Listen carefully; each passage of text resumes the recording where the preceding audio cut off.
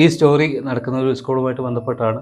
ഒരു ക്ലാസ്സിലെ കുറേ കുട്ടികളുടെ പ്രോഗ്രസ് റിപ്പോർട്ട് ഹെഡ് മിസ്സസ് നോക്കുകയായിരുന്നു. അതായത് ഇങ്ങനെ ഓരോന്നോരോന്നായിട്ട് മറിച്ച് മറിച്ച് നോക്കുകയായിരുന്നു. അപ്പോൾ മറിച്ച് നോക്കുന്ന സമയത്ത് ഒരു കുട്ടിയുടെ പ്രോഗ്രസ് റിപ്പോർട്ടിൽ വളരെ മോശമായിട്ട് കണ്ടു. അതായത് വളരെ താഴെ ലെവലിലുള്ള ഒരു പ്രോഗ്രസ് റിപ്പോർട്ടാണ് കണ്ടത്. അങ്ങനെ ആ റിപ്പോർട്ട് കണ്ടപ്പോൾ ടീച്ചർ എന്ത് ചെയ്തു പറഞ്ഞാൽ, ഇതേതാണ് ഈ കുട്ടി, ഏത് ക്ലാസ്സിലാണെന്ന് നോക്കി. എന്നിട്ട് ആ ക്ലാസ്സിലുള്ള ക്ലാസ് ടീച്ചറെ വരുത്തി അവരോട് പറഞ്ഞു, ഈ കുട്ടിയുടെ മുൻകാലത്തുള്ള, അതായത് മുന്നേ ഉള്ള പ്രോഗ്രസ് റിപ്പോർട്ട് കൂടി നോക്കണം, എന്നിട്ട് ഒന്ന് തരണം തോന്നുന്നു. അങ്ങനെ മുൻകാല റിപ്പോർട്ടുകളെല്ലാം കൂടി എടുത്ത് നോക്കിയ സമയത്ത് ശരിക്കും ഹെഡ് മിസ്സസ് ഞെട്ടിപ്പോയി. കാരണം കഴിഞ്ഞ കുറച്ച് മാസങ്ങൾക്ക് മുന്നേ വരെ നല്ല രീതിയിൽ മാർക്ക് വാങ്ങിച്ചൊരു കുട്ടിയായിരുന്നു. പെട്ടെന്നാണ് ഈ കുട്ടി ഇത്രയും ഡൗൺ ആയത്.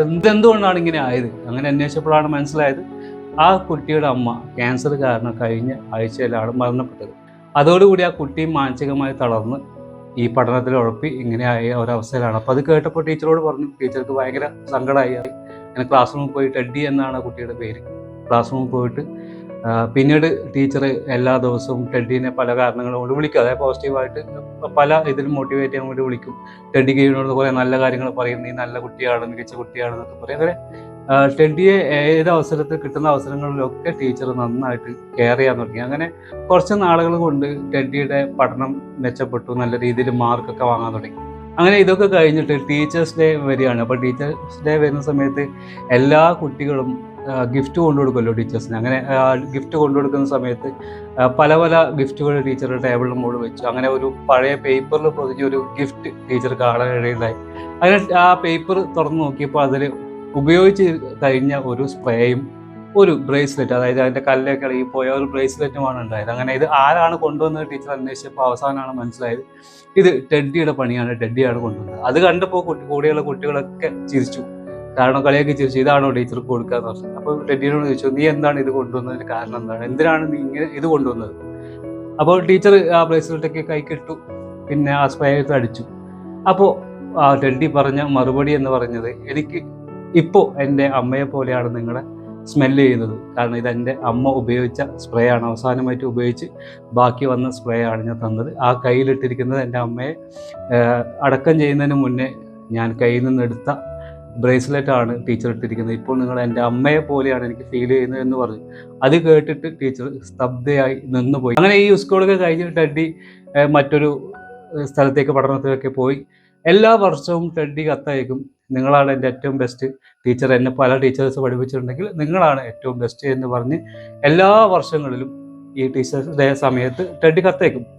അങ്ങനെ ടീച്ചർ പിരിഞ്ഞുപോയി. അതായത് സ്കൂളിൽ നിന്ന് റിട്ടയർഡൊക്കെ ആയി പോയി കഴിഞ്ഞിട്ട് കുറേ കാലത്തിന് ശേഷം ഒരു കത്ത് വന്നു. ആ കത്തിൽ ടീച്ചർ അന്വേഷിച്ചാണ് വന്നത്. അങ്ങനെ കത്തുമായിട്ട് സ്പെഷ്യലായിട്ട് ഏജൻസാണ് വന്നത്. അപ്പോൾ അവരന്വേഷിച്ച് ടീച്ചറെ കണ്ടെത്താൻ പറ്റിയില്ല. അങ്ങനെ ടീച്ചറെ വീടൊക്കെ കണ്ടുപിടിച്ചു ആ കത്ത് കൊണ്ട് കൊടുത്തു. കത്തിലുണ്ടായിരുന്നത് ഇങ്ങനെയായിരുന്നു, എല്ലാ തവണത്തെയും പോലെ നിങ്ങളാണ് എൻ്റെ ഏറ്റവും ബെസ്റ്റ് ടീച്ചർ. അപ്പോൾ അതിൻ്റെ കൂടെ മറ്റൊരു കത്ത് കൂടി ഉണ്ടായിരുന്നു, എൻ്റെ കല്യാണമാണ്, ഡോക്ടർ ടെഡ്ഡി PhD, അതായത് PhD ഒക്കെ എടുത്ത് വലിയ ഡോക്ടറായി.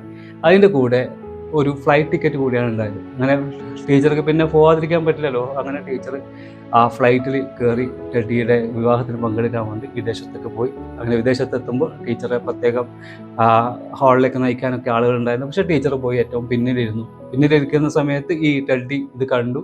ടെഡ്ഡി ടീച്ചറെ മുന്നിലേക്ക് കൊണ്ടുവരാൻ വേണ്ടി ആവശ്യപ്പെട്ടു. ടീച്ചറെ മുന്നിലേക്ക് കൊണ്ടുവരുന്ന സമയത്ത് അവിടെ സ്റ്റേജിൽ ഒരു നല്ല ഒരു സ്പെഷ്യലായിട്ടുള്ള ഒരു ചെയർ ഉണ്ടായിരുന്നു. ആ ചെയറിൻ്റെ മുകളിൽ എഴുതി വെച്ചിട്ടുണ്ടായിരുന്നു, ഫോർ മൈ മദർ, അതായത് എൻ്റെ അമ്മയ്ക്ക് വേണ്ടി എന്നിട്ട്. എൻ്റെ ആ ഒരു സീറ്റിൽ ആ ടീച്ചറെ പിടിച്ച് ഇരുത്തിയിട്ട് പറഞ്ഞു, നിങ്ങളാണ് എൻ്റെ അമ്മ, എൻ്റെ അമ്മയുടെ സ്ഥാനത്ത് നിന്നിട്ടാണ് ഈ കല്യാണം നിങ്ങൾ നടത്തേണ്ടതെന്ന് പറഞ്ഞു. ഇതിവിടെ പറയാൻ കാരണം, ഈ ടീച്ചേഴ്സ് ഡേയിലുള്ള എല്ലാവർക്കും, ടീച്ചേഴ്സായ ആളുകൾക്ക് വീഡിയോ കാണുന്നുണ്ടാവും. ഇതുപോലെ നമ്മുടെ ഒക്കെ ലൈഫിൽ ചില ടീച്ചേഴ്സ് ഉണ്ടാവും നമ്മൾ വളരെയധികം അറ്റാച്ച്മെൻ്റ് ഉള്ളത്, അല്ലെങ്കിൽ നമ്മൾ വളരെയധികം സ്നേഹിച്ച ടീച്ചേഴ്സൊക്കെ ഉണ്ടാവും. അപ്പോൾ അവർക്ക് വേണ്ടിയിട്ടാണ് ഈ കഥ എന്ന് പറഞ്ഞത്. നമുക്ക് മറ്റൊരു വീഡിയോ ആയിട്ട് കാണാം.